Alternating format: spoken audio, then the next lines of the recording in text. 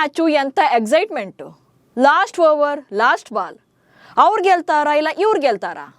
ಕೋಟ್ಯಂತರ ಅಭಿಮಾನಿಗಳ ಹಾರ್ಟ್ನಲ್ಲಿ ಚಿಟ್ಟೆ ಬಿಟ್ಟಂಗಾಗಿತ್ತು.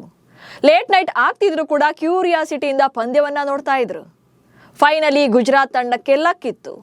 1 ರನ್ನಿಂದ ಜಸ್ಟ್ ಪಾಸ್ ಆದ್ರು ಅಂಡ್ ಈ ಸೀಸನ್ನ ಮೊದಲ ಗೆಲುವನ್ನು ಕೂಡ ಕಂಡ್ರು.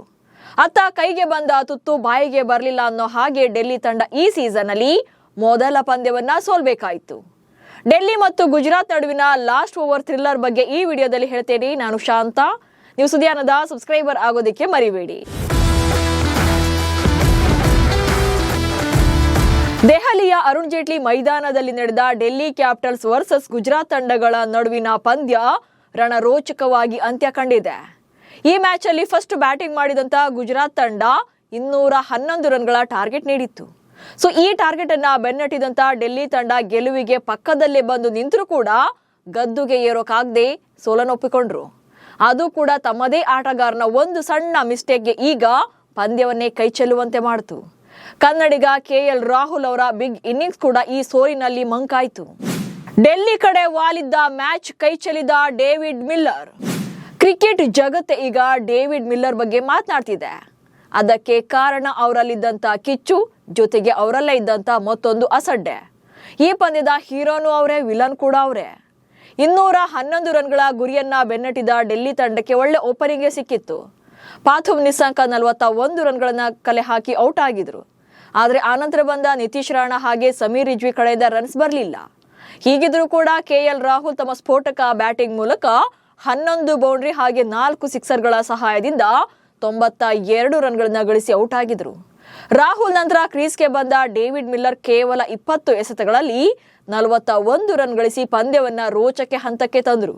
ಕೊನೆಯ 2 ಓವರ್ಗಳಲ್ಲಿ ಡೆಲ್ಲಿ ತಂಡಕ್ಕೆ ಗೆಲ್ಲೋಕೆ 36 ರನ್ಗಳ ಅಗತ್ಯ ಇತ್ತು. ಸೊ ಈ ಟೈಮಲ್ಲಿ ಗುಜರಾತ್ ಗೆದ್ದೇ ಬಿಡುತ್ತೆ ಅನಿಸ್ತಿತ್ತು. ಆದ್ರೆ 19ನೇ ಓವರ್ನಲ್ಲಿ ಮ್ಯಾಜಿಕ್ ಆಗುತ್ತೆ. ಸಿರಾಜ್ ಅವರ ಬೌಲಿಂಗ್ ನಲ್ಲಿ ಡೇವಿಡ್ ಮಿಲ್ಲರ್ 23 ರನ್ಗಳನ್ನ ಕಲೆ ಹಾಕ್ತಾರೆ. ಸೊ ಲಾಸ್ಟ್ ಓವರ್ ಡೆಲ್ಲಿ ತಂಡದ ಗೆಲುವಿಗೆ ಕೇವಲ 13 ರನ್ಗಳ ಅಗತ್ಯ ಮಾತ್ರ ಇತ್ತು.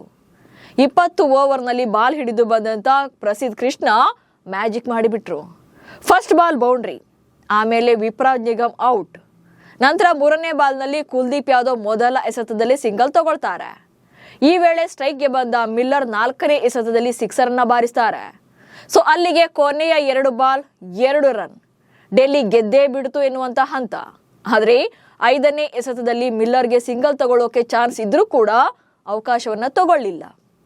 ಸೊ 6ನೇ ಎಸೆತದಲ್ಲಿ ಆ ಬಾಲ್ ರೀಚ್ ಆಗ್ಲಿಲ್ಲ, ವಿಕೆಟ್ ಕೀಪರ್ ಕೈಗೆ ಹೋಗುತ್ತೆ, ಜೊತೆಗೆ ಕುಲ್ದೀಪ್ ರನ್ಔಟ್ ಆಗ್ತಾರೆ. ಅಂತಿಮವಾಗಿ ಗುಜರಾತ್ ತಂಡ ಜಸ್ಟ್ 1 ರನ್ನಿಂದ ಪಂದ್ಯವನ್ನ ಗೆದ್ದುಕೊಳ್ತು.